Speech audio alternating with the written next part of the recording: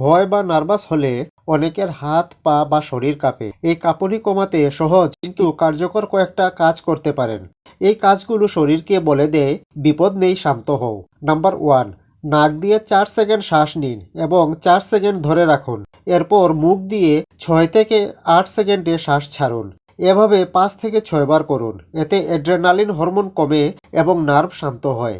Number 2, হাত মুঠো করে 5 সেকেন্ড শক্ত করুন। তারপর ধীরে ধীরে মুঠো ঢিলা করে ছেড়ে দিন। অতিরিক্ত জমে থাকা শক্তি বেরিয়ে যাবে।